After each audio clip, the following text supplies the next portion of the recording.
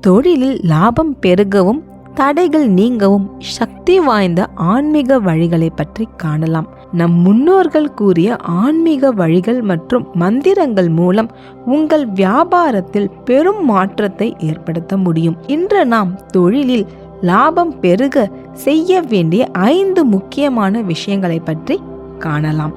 செல்வத்தின் அதிபதியான மகாலட்சுமியை வழிபடும் போது செல்வம் தக்க வைத்துக் கொள்ள முடியும். வியாபாரம் என்றாலே அங்கு செல்வம் பெருக வேண்டும். அதற்கு மகாலட்சுமியின் அருள் மிகவும் அவசியம். அதற்கு செய்ய வேண்டியவை: தினமும் காலையில் கடையை திறந்ததும் மகாலட்சுமியின் படத்திற்கு பூ வைத்து நெய் தீபம் ஏற்றுங்கள். பிறகு மந்திரத்தை ஜபியுங்கள். ஓம் ஸ்ரீம் க்ரீம் க்ளீம் மகாலட்சுமியே நமஹ என்ற இந்த மந்திரத்தை முடிந்த அளவுக்கு முழு மனதோடு ஜபிக்கும் போது நேர்மறை ஆற்றலை உருவாக்கி அதிக வாடிக்கையாளர்கள் வர தொடங்குவார்கள். 108 முறை ஜபிப்பது நல்லது. முடிந்த அளவிற்கு முழு மனதோடு 10 முறை 5 முறை ஜபித்தாலும் போதுமானது. வாடிக்கையாளர்கள் வந்தால் மட்டும் போதாது, பண வரவு அதிகரிக்க வேண்டும். அதற்கு முக்கியமானவை குபேர வழிபாடு. வியாபாரம் செய்யும் அனைவரின் வீட்டிலும் குபேரனின் சிலை, குபேரனின் இயந்திரம் ஏதாவது ஒன்று கண்டிப்பாக இருக்கும். குபேர இயந்திரம் இல்லாதவர்கள் ஒரு பச்சை துணியில் சிறிதளவு பச்சை கற்பூரம், ஏலக்காய், கிராம்பு ஆகியவற்றை சேர்த்து வையுங்கள். கல்லாப்பெட்டி அல்லது பணம் சேர்த்து வைக்கும் பையில் வைத்திருந்தால் பணத்தை ஈர்க்கும் காந்தம் போல அது செயல்படும். வியாழக்கிழமை அன்று இந்த மந்திரத்தை சொல்லி வழிபடும் போது உங்களின் சேமிப்பு அதிகரிக்கும். அந்த மந்திரமானது ஓம் யக்ஷ்யாய குபேராய வைஷ்ரவனாய தனதான்யதிபதயே நமஹ என்று வழிபட வேண்டும்.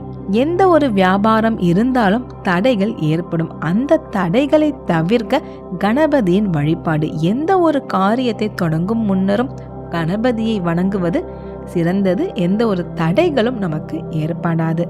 கடையின் வாசலில் அல்லது கல்லாப்பெட்டிக்கு அருகில் ஒரு சிறிய கணபதி சிலை அல்லது படத்தை வைத்து தினமும் ஓம் கம் கணபதியே நமஹ என்று மந்திரத்தை 21 முறை சொல்லுங்கள்.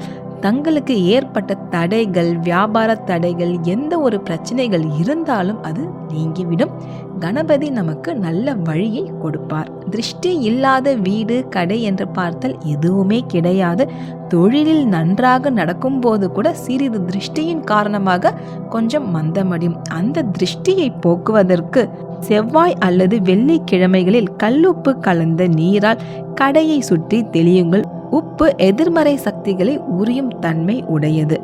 ஒரு எலுமிச்சை பழத்தை 2ஆக வெட்டி அதில் குங்குமம் தடவி கடைகளின் வாசலில் 2 புறங்களும் வைக்கும்போது கண் திருஷ்டி ஏற்படாது. வியாபாரத்தில் மூலம் பெருகும் பணவரவு அதிகம் படுத்த தினமும் காலையில் பறவைகளுக்கு தானியம் அல்லது நீர் வையுங்கள்.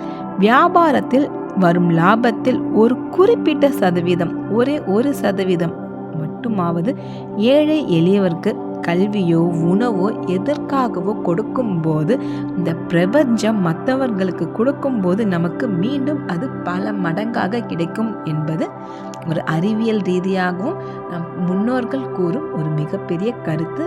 ஆகையால் முடிந்த அளவிற்கு ஒரு சிறிய உதவியாவது செய்வது நல்லது. கடையை தேடி வந்து கேட்பவருக்கு இல்லை என்று சொல்லாமல் கொடுப்பது நல்லது.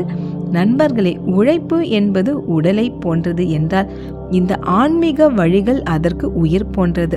நம்பிக்கையுடன் இந்த எளிய பரிகாரங்களை செய்து பாருங்கள். உங்கள் தொழிலில் நிச்சயம் முன்னேற்றம் ஏற்படும். இந்த வீடியோ உங்களுக்கு பயனுள்ளதாக இருக்கும்னு நினைக்கிறேன். உங்களுக்கு பிடிச்சிருந்தா லைக் அண்ட் ஷேர் பண்ணுங்கள். உங்கள் ஃப்ரெண்ட்ஸ் எல்லாருக்குமே ஷேர் பண்ணுங்கள். மறக்காமல் NKVS vlog சப்ஸ்கிரைப் பண்ணி வச்சுக்கோங்க. தேங்க்யூ ஃபார் வாட்சிங்.